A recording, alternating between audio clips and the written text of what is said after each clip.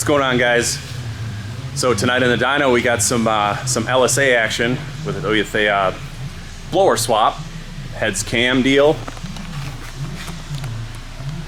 So 2013 ZL1 convertible, manual trans car, stick shift car, and this car came to us completely stock.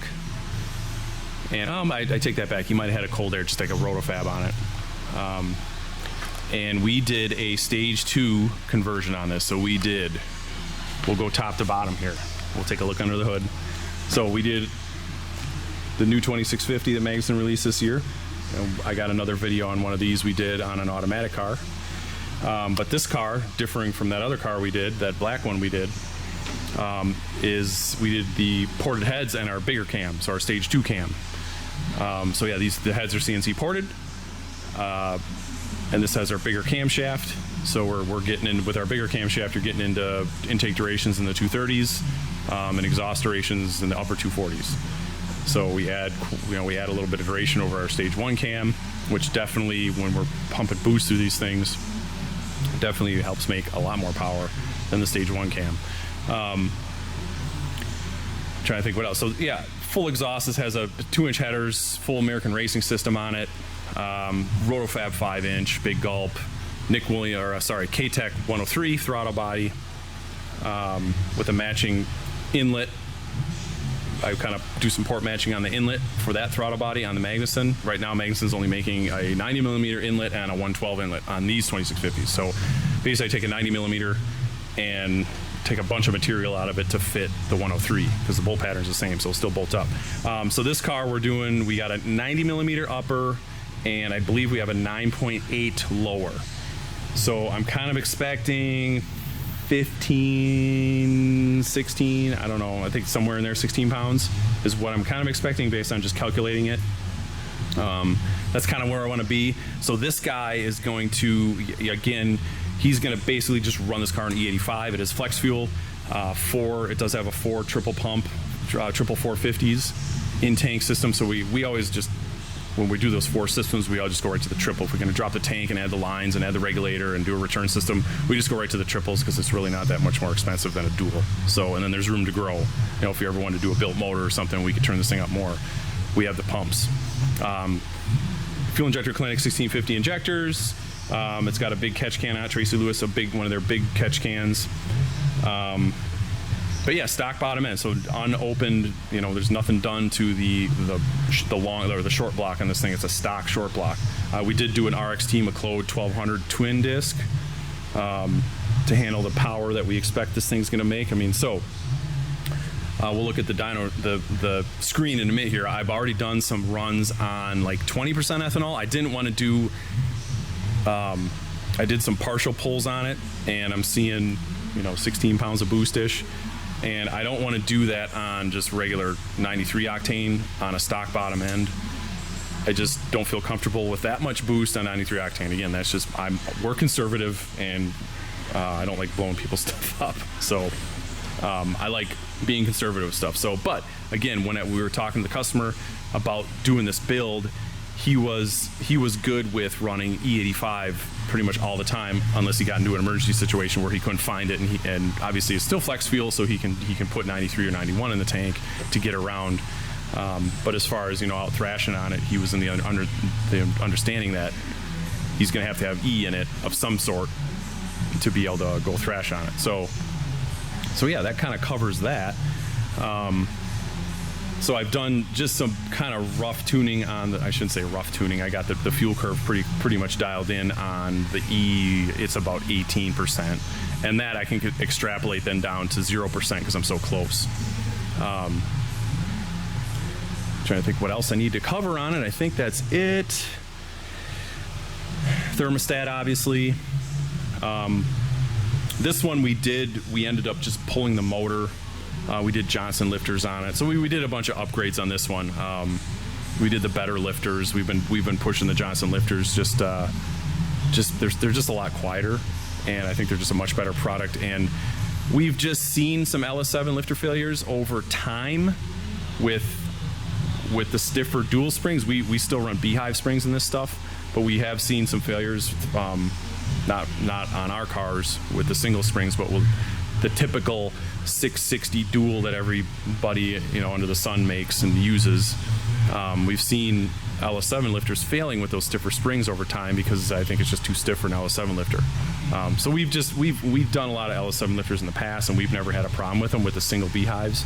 But just because, you know, if the customer wants to spring for it, it is a little more expensive. But the Johnsons are just, yeah, they're a better product for sure. So I think that kind of covers that under the hood here.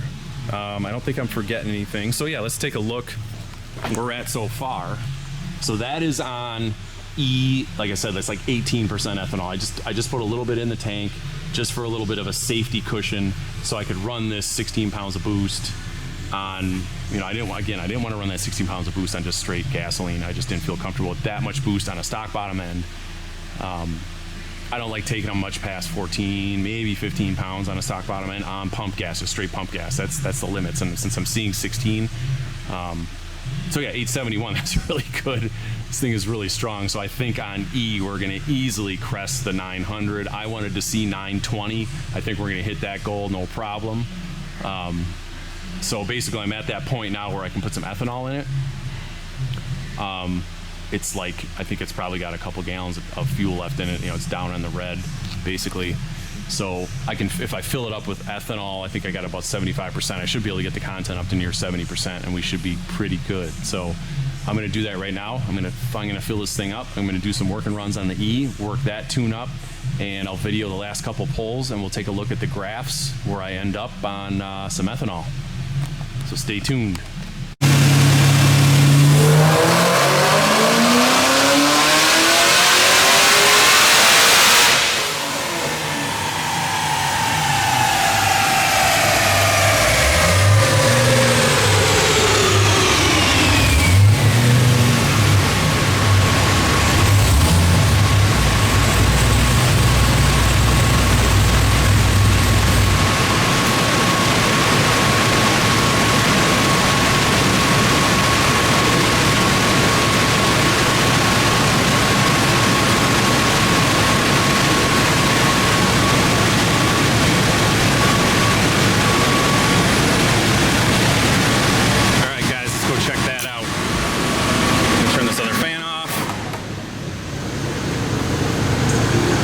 Me here.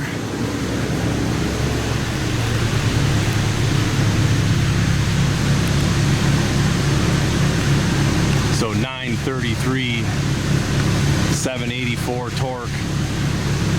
This thing is pretty strong. This is about where I wanted to be with it. I was hoping for 920. But yeah, again, stock bottom end.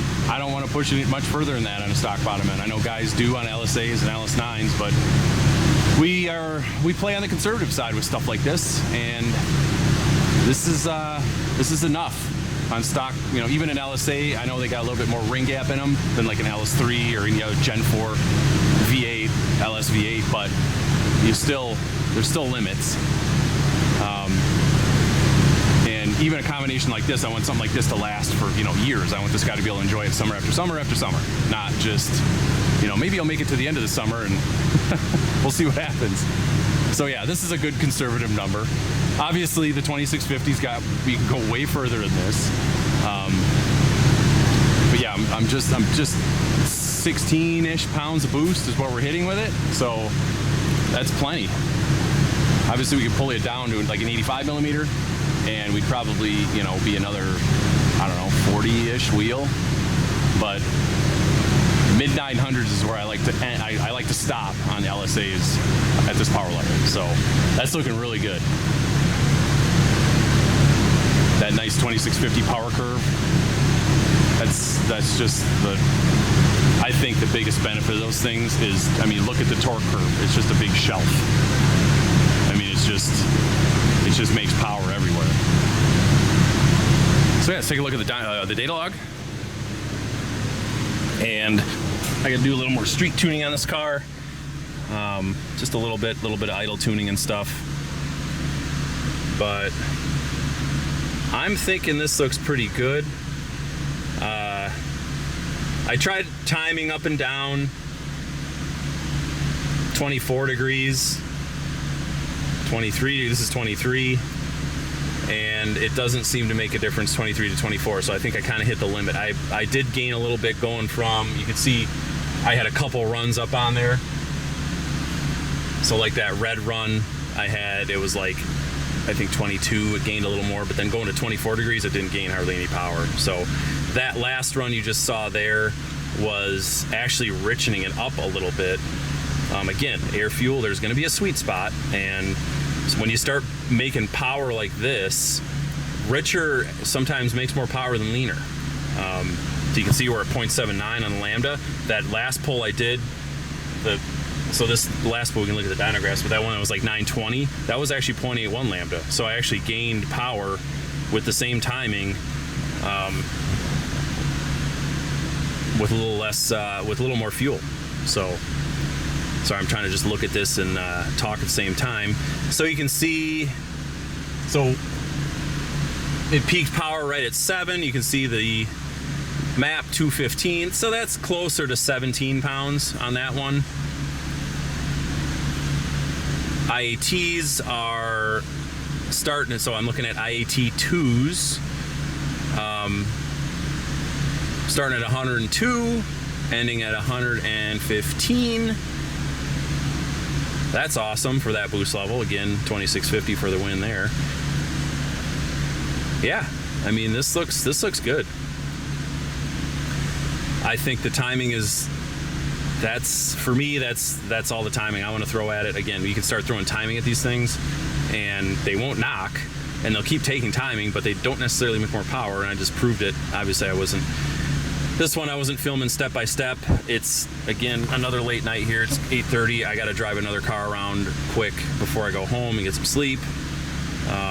So unfortunately, this car, I'm not going to be able to make some run video. I just want to kind of show you guys the final results. So yeah, obviously it's on the richer side, but again, on these higher power cars on E, I like putting a little more fuel in them, and they seem to like that. It seems to, normally when you're making this kind of power, a little richer tends to be a little more, make a little more power, smooths out the power curve a little bit. Just kind of going down some of my other data here. That's what I wanted to look at. So yeah, we're at 68% ethanol. So I had a little bit of 93 in the tank. I think there was like 2 gallons. I didn't drain this one all the way out, and then I filled it up with like E75. So, but even at 68%, we're pretty much there. It might make another 5, maybe 10 wheel on like full E80, but that's hard for us to get. So I got to go out and I got to go to a oil company in town here that sells E98 and blend it, and this more accurately represents what we can get around this area, and this guy's local, so we're 70 to 75% around here. So yeah, this is looking good. I think the time, yeah, everything looks good. I'm gonna leave it right where it is. This is all you got to do is a little bit of drivability on the E. He's gonna basically drive this car around in E85 all the time, and enjoy his 933 at the tires. So yeah, that'll do it for this one, guys. Thanks for watching, and keep checking back for more videos. I'll get some more stuff up in the dyno for you guys.